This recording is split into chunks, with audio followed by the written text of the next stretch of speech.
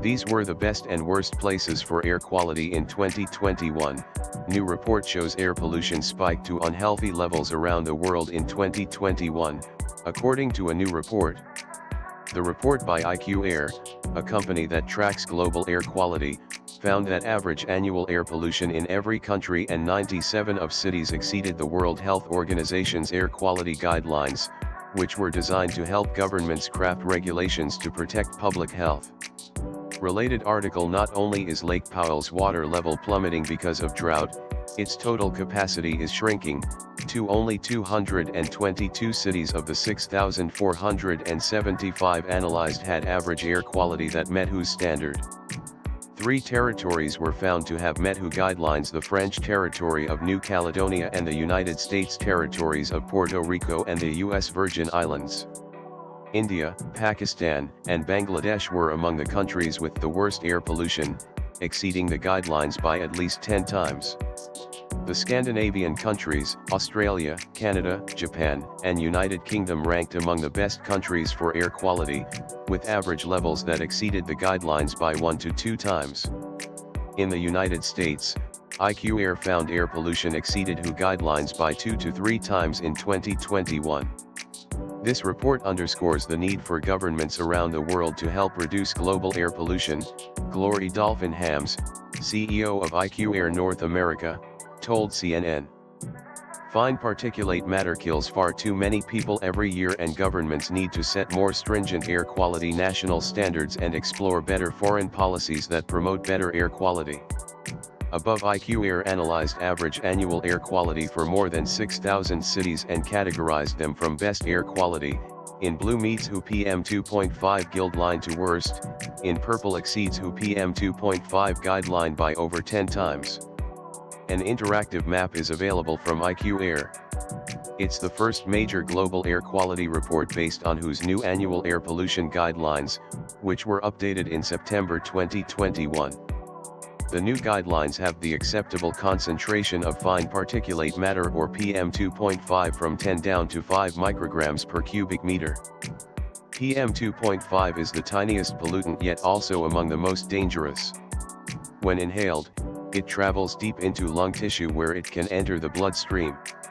It comes from sources like the burning of fossil fuels, dust storms, and wildfires, and has been linked to a number of health threats including asthma, heart disease, and other respiratory illnesses.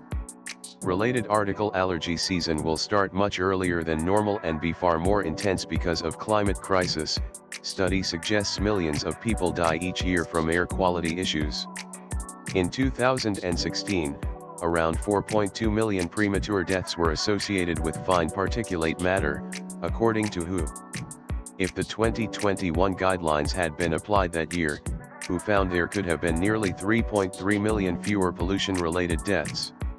IQ Air analyzed pollution monitoring stations in 6,475 cities across 117 countries, regions, and territories.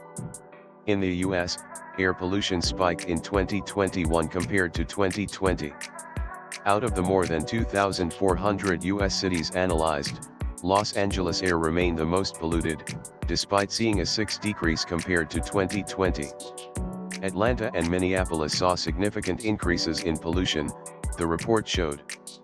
The United States' reliance on fossil fuels, increasing severity of wildfires, as well as varying enforcement of the Clean Air Act from administration to administration have all added to U.S. air pollution, the authors wrote. Researchers say the main sources of pollution in the U.S. were fossil fuel-powered transportation, energy production, and wildfires, which wreak havoc on the country's most vulnerable and marginalized communities. We are heavily dependent on fossil fuels, especially in terms of transportation, said Hams, who lives a few miles from Los Angeles. We can act smartly on this with zero emissions, but we're still not doing it. And this is having a devastating impact on the air pollution that we're seeing in major cities. Related article: big box stores could help slash emissions and save millions by putting solar panels on roofs. Why aren't more of them doing it? Climate change-fueled wildfires played a significant role in reducing air quality in the U.S. in 2021. The authors pointed to a number of fires that led to hazardous air pollution, including the Caldor and Dixie fires in California, as well as the Bootleg fire in Oregon, which wafted smoke all the way to the East Coast in July. China, which is among the countries with the worst air pollution, showed improved air quality in 2021. More than half of the Chinese cities analyzed in the report saw lower levels of air pollution compared to the previous year. The capital city of Beijing continued a 5-year trend of improved air quality, according to the report, due to a policy-driven drawdown of polluting industries in the city. The report also found that the Amazon rainforest, which had acted as the world's major defender against the climate crisis, emitted more carbon dioxide than it absorbed last year. Deforestation and wildfires have threatened the critical ecosystem, polluted the air and contributed to climate change. This is all a part of the formula that will lead to or is leading to global warming, Ham said. The report also unveiled some inequalities. Monitoring stations remain scant in some developing countries in Africa, South America, and the Middle East, resulting in a dearth of air quality data in those regions. When you don't have that data, you're really in the dark, Ham said. Related article: Could Russia's war kickstart a renewable energy revolution? It depends where in the world you look. Hams noted the African country of Chad was included in the report for the first time, due to an improvement in its monitoring network. IQ Air found the country's air pollution was the second highest in the world last year, behind Bangladesh. Tariq Benmarhnia, a climate change epidemiologist at Scripps Institution of Oceanography who has studied the health impact of wildfire smoke, also noted that relying only on monitoring stations can lead to blind spots in these reports. I think it is great that they relied on different networks and not only governmental sources, Benmarhnia, who was not involved in this report, told CNN. However, many regions do not have enough stations and alternative techniques exist.